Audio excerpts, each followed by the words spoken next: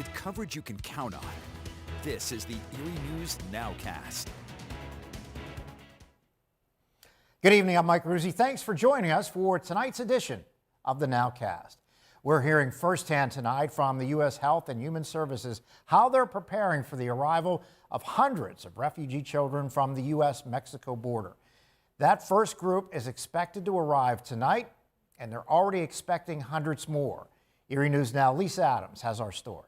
This Summit Township dormitory has been a hub of activity, getting ready for the first wave of children from the border crisis, 150 kids ages 7 to 12.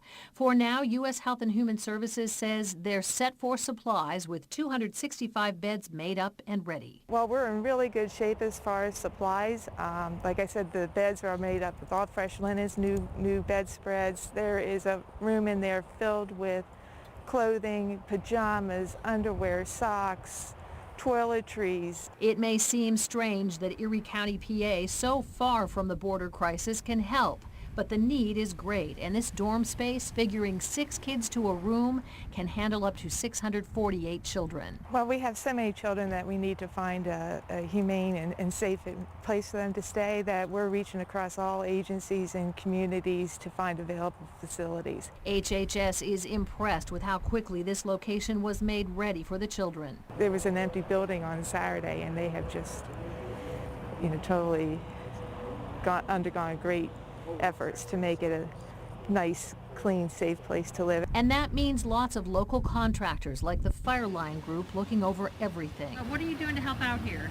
We're just kind of looking over the fire alarm and extinguishers and everything, make sure everything's up to code and safe. So what happens when the children first arrive? They'll be seen by a physician, and then they'll be taken and be able to take a shower, and they'll be given a bag full of clothes, pajamas, clothes for tomorrow, and everything they need to get settled in for the night. And then the next steps of their lives begin right here.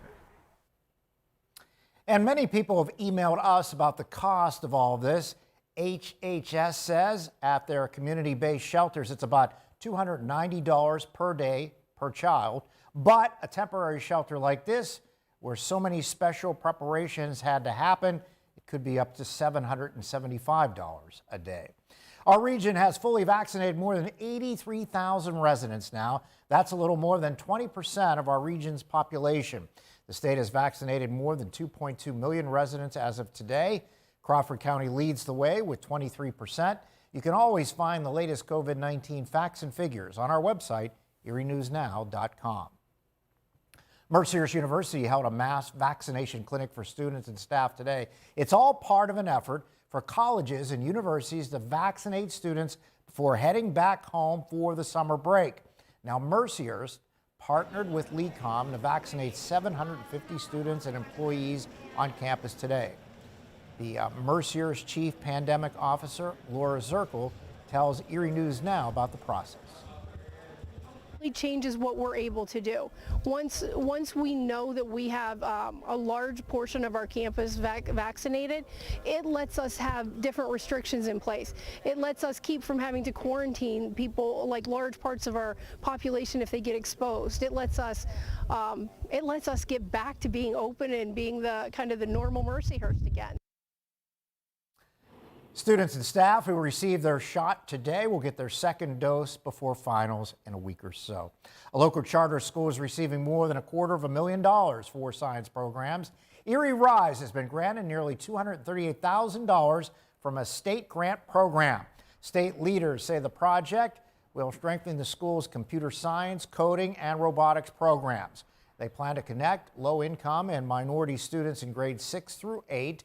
It's all part of Pennsylvania's PA Smart program. In all, the state has granted more than $10 million in school funding for these projects.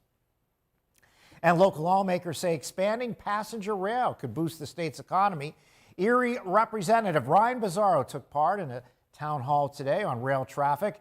Today's panel discussion comes after Amtrak announced plans to expand rail service across the Keystone State. According to Amtrak officials, that would include adding a stop to Erie's Union Station. State lawmakers said that improving passenger rail could create jobs, streamline commutes, and have a positive environmental impact for the state. Erie County native and former Pittsburgh Steelers running back James Conner has a new NFL home. Conner signed a one-year deal with the Arizona Cardinals this morning. Conner, a former McDowell football star, also went on to play for Pitt and then the Steelers. He signed with the Cardinals today after going there for a physical yesterday. And he says he chose the Cardinals because he felt it was the right time to make a move. Felt right place, right time. Opportunity to come here and just contribute to something that I believe is on the rise and is going great. Just the opportunity to come learn from these veterans that are here, and I just feel like the opportunity. I just let go during free agency. This is God's plan for me. And the Steelers selected Conner in the 2017 NFL Draft in the 3rd round. Thanks for joining us for this Erie News Nowcast. Join us for next news at 10 p.m. on the CW and again at 11 p.m. on WICU and WSCE. Have a great night.